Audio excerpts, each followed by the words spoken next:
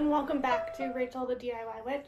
This is another week in our tarot series, and this week it is time for the Empress, card number 3 in the Major Arcana. And so this card, I think, brings up a lot of different stuff between gender, male and female, what is expected, etc. So I'm going to use words like femininity, but I just want to let you know as I proceed through, especially the Empress, and next week will probably be the Emperor, that these attributes can be somebody who is male, female, somebody who doesn't identify as either. They are just aspects of being human, and I don't think that they necessarily belong to just being a female or a woman or a cisgendered person. Like, anybody can have and should have these wonderful feminine qualities, and is not just what you would think of as a woman type thing in that abundance. So I just wanted to make that clear before we dived into the meaning of the card, because I think it's important for everybody to embody both sides of the world in this way, no matter whether you're a man, a woman, you don't feel like you're either, or wherever you might be. So moving onward from there, Stas is having a lot of fun playing, so stay tuned for little flicks of the tail in the background. But to start off, we will talk about the Rider-Waite version of the card. So on this card, you will see a woman in a sort of throne. She's got this beautiful dress with pomegranates on it, a symbol of abundance, and it's a symbol of feminine. When you think about the Bible, the apple in the Garden of Eden was probably actually a pomegranate. So she's got pomegranates all over her to that feminine abundance. Pomegranates are red. I'm just going to leave it there. And then behind her is this beautiful forest. She's got abundant wheat below her. And there's the female symbol to her left. She's got a crown of stars connecting her to heaven and earth.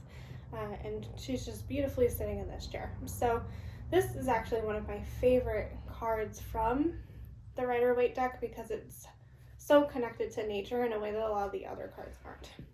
But general meaning of the Goddess card is a strong connection with what we think of as a society as feminine. So these things can be either side. That's what really bothers me about this card, if you haven't noticed, but there's creativity, nurturing, elegance, liking the finer things, but also new hobbies, abundance. So in a lot of decks, you will actually see her as pregnant, which represents that type of abundance, but this card can be a sign of abundance in your life in many ways, not just pregnancy.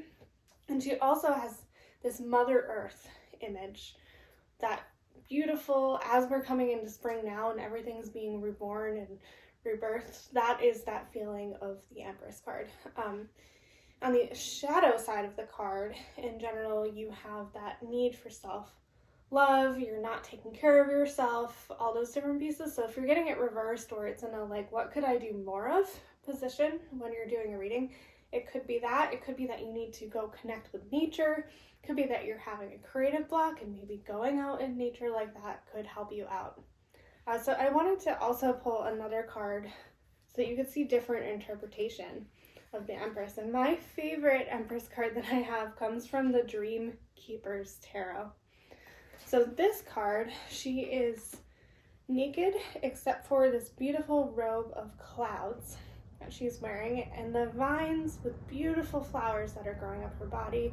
She's got a crown of some sparkling vines, and then she's got all kinds of stars behind her and constellations, and then she's rooted into the earth. The vines from her feet dig into the ground with the trees behind her.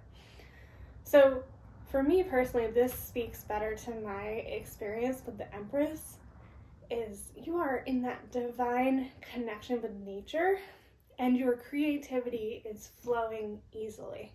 So when this card comes up, I know that. Or in other, when it's what could I do more of, it means that I'm not in that creative flow with nature, and I haven't connected in that way.